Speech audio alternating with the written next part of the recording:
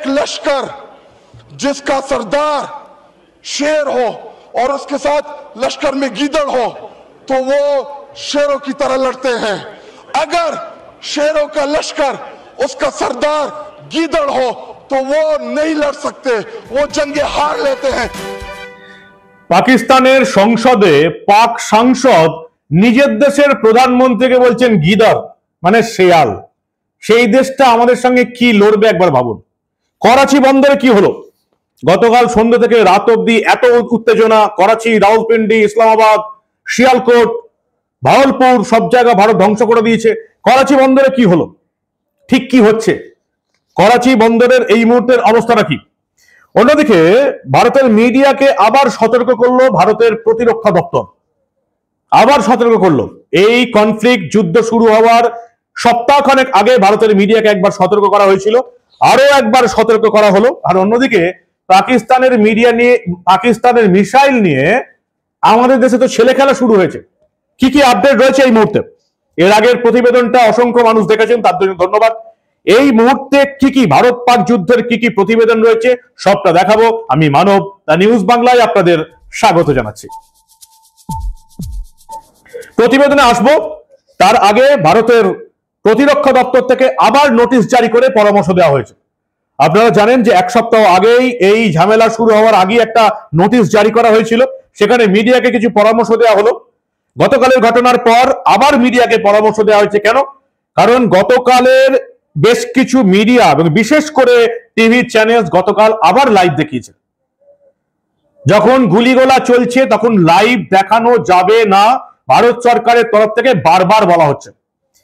আজকে আবার ministry of defence থেকে নোটিশ জারি করা হলো, পরামর্শ দেওয়া হয়েছে, অ্যাডভাইজড যে all media channels, digital platforms and individuals are advised to refrain from live coverage or real-time reporting of defense operations and movement of security forces. Disclosure of such sensitive এই সোর্সগুলো যদি আমরা ডিসক্লোজার করে দিই সঙ্গে সঙ্গে, তাহলে দেশের নিরাপত্তার ক্ষেত্রে অসুবিধা হবে। দেশের সিকিউরিটি ফোর্সে যারা কাজ করছেন, সেনাবাহিনী, তারা বিপদের মধ্যে পড়ে যাবেন। কারণ সমস্ত রকম সোশ্যাল মিডিয়া সব দেশেই দেখা হয়, ফেসবুক সবাই দেখছে, ইউটিউব সবাই দেখছে, টুইটার সবাই দেখছে। লাইভ যখন চলছে তখন যদি কেউ সম্প্রচার করে সেটা দেশের পক্ষে ক্ষতি। কিন্তু টিভি চ্যানেলগুলো কে শোনে কার কথা? যত পরামর্শ দেওয়া হচ্ছে তত টিভি চ্যানেলগুলো লাইভ দেখিয়েই যাচ্ছে। আপনারা যারা আমাকেও মেসেজ করছিলেন যে এই দেখুন চণ্ডীগড়ে হামলা চলছে, তাড়াতাড়ি দেখান, তাড়াতাড়ি দেখাতে পারি না আমরা। অন্তত ঘটনা ঘটে যাওয়ার অ্যাটলিস্ট 3-4 ঘন্টা তো অপেক্ষা করতে হবে, নিয়ম তো মানতে হবে দেশের ক্ষেত্রে। প্রতিবেদনে ফিরে আসি। করাচি বন্দরে কি হলো? গতকাল সন্ধ্যা থেকে রাত অবধি যে আমরা এত লাফালাফি করলাম, এই করাচি বন্দরে কি হলো? আসলে খবর যখন করা হয় তখন সেই খবর কোথা থেকে চেক করা হবে? যদি সরকারের বিবৃতির জন্য অপেক্ষা করা হয় তাহলে সেই খবর আর করতে হবে না। কবে সরকারি বিবৃতি আসবে তারপরের দিন দুপুরবেলায় তার জন্য যদি বসে থাকি তাহলে মিডিয়া চ্যানেল বন্ধ করে দিতে হবে। তাহলে মিডিয়া কাদের ভরসায় খবর করবে? অবশ্যই এখন তো সোশ্যাল মিডিয়া আছে, টুইটার হ্যান্ডেল আছে। যেমন এই যে পাকিস্তানের টুইটার হ্যান্ডেল, করাচি পোর্ট ট্রাস্টের টুইটার হ্যান্ডেল, আজকে সকাল ঠিক 11:43 একটা পোস্ট হয়ে গেল। Karachi port has sustained heavy damage following a strike by India, resulting in unacceptable loss of property. Emergency response efforts are underway. Updates of restoration will be provided regularly. We stand resilient. পাকিস্তানের port trust বলছে Karachi পোর্টে havoc damage হয়েছে। Strike by India, ইন্ডিয়ার স্ট্রাইকে Karachi পোর্টে havoc strike হয়েছে। 9 মে 2025 11:43 জানিয়ে দিল পাকিস্তানের port trust. কাকে বিশ্বাস করবেন আপনি? কয়েকটা মিনিট মাত্র গেছে, তার মধ্যেই কয়েক কোটি মানুষ দেখে নিয়েছে এবং তারপরেই এই করাচি পোর্ট ট্রাস্ট ঘোষণা করে দিল যে আমাদের অ্যাকাউন্ট হ্যাক হয়ে গেছে। কারা হ্যাক করেছে সেটাও পোস্ট দেওয়া হয়ে গেল সঙ্গে সঙ্গে। মানে কয়েকটা মিনিটের মধ্যে পোস্ট হলো, কয়েকটা মিনিটের মধ্যে সেই পোস্ট উঠে গেল, তারপরে কয়েকটা মিনিটের মধ্যে জানিয়ে দেওয়া হলো ভারতই নাকি এটাকে হ্যাক করেছে। পোস্ট পড়ে গেল, press release, Karachi port trust official Twitter account hacked by India. This is to state that India has released fake news from officially Twitter account of Karachi Port Trust. It is clarified that Karachi Port Trust official Twitter account was hacked. কাকে বোকা বানাচ্ছে পাকিস্তান জানি না, কয়েক মিনিটের মধ্যে hack হয়ে গেল, কয়েক মিনিটের মধ্যে পোস্ট হয়ে গেল যে আমরা ধ্বংস হয়ে গেছি করাচি পোস্ট, কয়েক মিনিটের মধ্যে আবার স্বীকারও করে নেওয়া হলো ভারত এটাকে হ্যাক করেছে। শুধু একটা ঘটনা নয়, করাচি পোস্ট যেমন পোর্ট ট্রাস্ট যেমন পোস্ট করলো যে Karachi port has sustain heavy damage following a strike by India, তেমনি আবার পাকিস্তানের economic affairs division government of Pakistan আজকে পোস্ট দিয়ে দিল একটা যে government of Pakistan appeal to international partners for more loans after heavy losses inflicted by enemy. পাকিস্তানের loan চাই, ধার চাই, কারণ ভারতের হাতে হেভি লস হয়ে গেছে। Amid escalating war and stocks crash, we urge international partners to help the escalate, অর্থাৎ এই যে ভারত আক্রমণ করছে এগুলোকে কমানো হোক। Nation urged to remain steadfast. Economic affairs division government of Pakistan তাদের অফিসিয়াল টুইটার অ্যাকাউন্ট যেটা ইকোনমিক অ্যাফেয়ার্স মিনিস্ট্রি থেকে চালায় হয়ে গেল, পোস্ট হয়ে গেল। তার কিছুক্ষণের মধ্যেই আবার সেখানে জানানো হলো যে আমাদের এই অ্যাকাউন্টটাও হ্যাক করা হয়েছে, আমরা এই পোস্টটা দিইনি, ভারত হ্যাক করে নিয়েছে। কিছুক্ষণের মধ্যেই নাকি ভারত হ্যাক করে নিয়েছে, কিছুক্ষণের মধ্যেই পোস্ট ডিলিট হয়ে গেল, কিছুক্ষণের মধ্যেই আবার নতুন করে পোস্ট হয়ে গেল। পোস্টগুলো হচ্ছে আবার পাকিস্তানের নিজস্ব সরকারি ভাষাতে। নেহাত এক্স হ্যান্ডেলে ইংরেজি ট্রান্সলেশনটা করা আছে বলে আমরা বুঝতে পারছি, নাহলে বুঝতেই পারতাম না। পাকিস্তান নিজেদের ক্ষতি নিজেরাই স্বীকার করে নিচ্ছে, আর ভারত এখনো অফিসিয়ালি কিছু জানায়নি।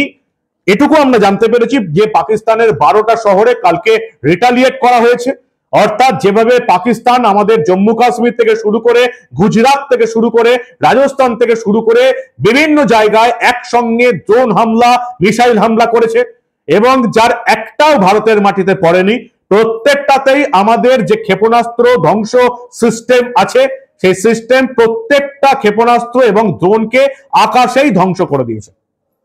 ভারতীয় সেনাবাহিনী এবং নিরাপত্তা বাহিনীকে একটা বড় স্যালুট জানালেও আপনাদের কিছুই জানাতে পারবেন না।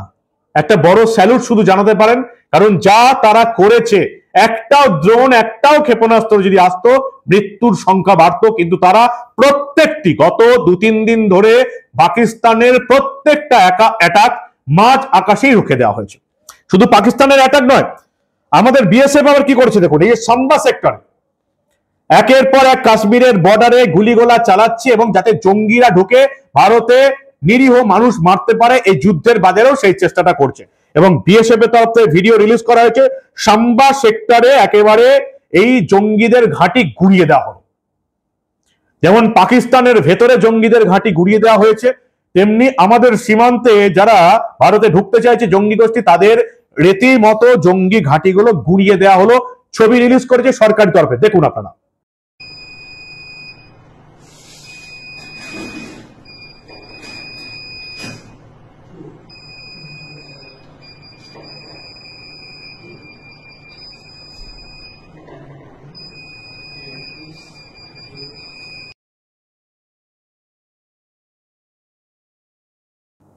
ঠিক এই ছবিটা রিলিজ করেছে বিএসএফ।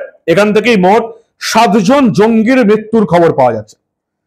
ভারতকে কত কত ফ্রন্টে লড়তে হচ্ছে আপনারা একবার ভাবুন, কোন কোন ফ্রন্টে ভারতকে লড়তে হচ্ছে। আর অন্যদিকে যেটুকু আমরা জানতে পারছি, পাঞ্জাবের হোশিয়ারপুরে পাক বিমান বাহিনীর ছোড়া একটা PL-15 চীনের দূরপাল্লার আকাশ থেকে ভূমিতে নিক্ষেপ ক্ষেপণাস্ত্র উদ্ধার হয়েছে। ভারতের লোক পাকিস্তানের চীনা ক্ষেপণাস্ত্র নিয়ে রীতিমতো খেলা করছে, যেন কান ধরে টানাটানি করছে। চীনা সিস্টেম পাকিস্তানকে পুরো ডুবিয়ে দিয়েছে। তাদের রাডার সিস্টেম কোনো কাজ করেনি, তাদের defence system, air defence system কোনো কাজ করেনি। ভারত যাচ্ছে প্রত্যেকটা শহরে বিস্ফোরণ ঘটিয়ে বেরিয়ে চলে আসছে, কিছু কাজ করেনি। এবার পাকিস্তানের এই চীনের PL-15 দূরপাল্লার আকাশ থেকে আকাশে নিক্ষেপযোগ্য ক্ষেপণাস্ত্র উদ্ধার করা হয়েছে। সবাই বলছে এটা DRDO তে পার্সেল করে দেখা উচিত যে চীনা মাল কেন এত সস্তায় চীনা মাল কেনে এবং মানুষ ডোবে।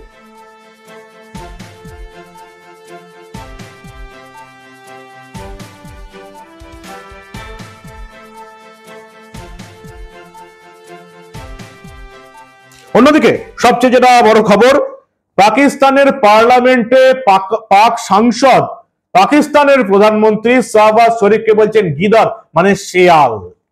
বলছেন যে যদি সেনাবাহিনীর নেতৃত্ব করে সিংহ, তারা সিংহের মতো লড়ে, যদি সেনাবাহিনীর নেতৃত্ব করে শেয়াল, তারা তো শেয়ালের মতোই লড়বে আর যুদ্ধে হারবে। কি বলছেন পাক সাংসদ, সংসদে দাঁড়িয়ে একজন পাক সাংসদ, দেখুন আপনারা। कि अगर एक लश्कर जिसका सरदार शेर हो और उसके साथ लश्कर में गीदड़ हो तो वो शेरों की तरह लड़ते हैं। अगर शेरों का लश्कर उसका सरदार गीदड़ हो तो वो नहीं लड़ सकते, वो जंगे हार लेते हैं। इस वक्त बॉर्डर पे खड़ा वो फौजी जो हमसे तवक्को रखता है कि हमारा लीडर, जो कौमी लीडर होता है या जो वजीर आजम होता है, वो आईना होता है, वो फेस होता है, उसकी तवक्को है कि हमारी सियासी क़यादत वो दलेरी के साथ मुकाबला करेगी। আরো দুটো ভিডিও ছোট্ট ছোট্ট করে দেখাবো।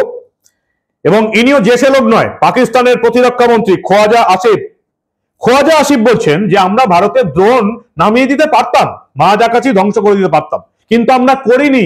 আমরা সেই ড্রোনগুলোকে নামতে দিয়েছি কেন?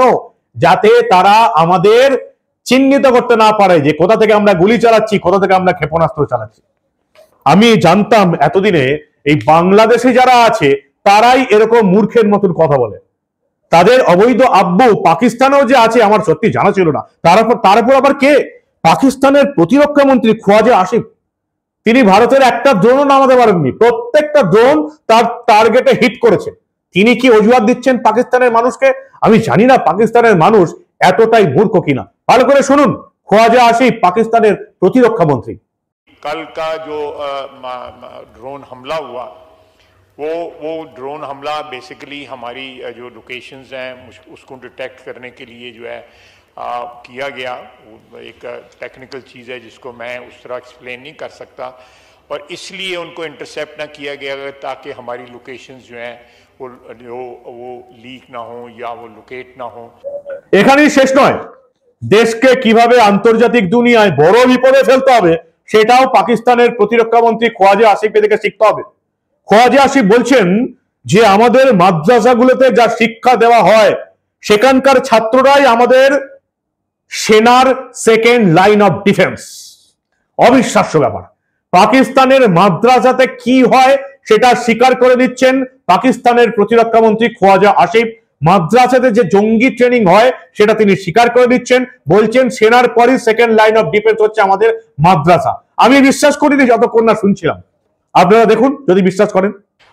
जहां तक मदारस के स्टूडेंट्स का ताल्लुक है, इसमें कोई शक नहीं है कि वो हमारी एक सेकंड डिफेंस लाइन है। वहां पे नौजवान जो पढ़ते हैं अल्लाह के फजल से वो दीन के साथ भी जो है आरास्ता हैं, और उसके साथ जो है वो उनके जो वक्त ज़रूरत जो है, जिस तरह उन्होंने फरमाया कि उनको शहरी दिफा के लिए या दूसरी ज़रूरतों के लिए जो है ना बिल्कुल 100% इस्तेमाल किया जा सकता है।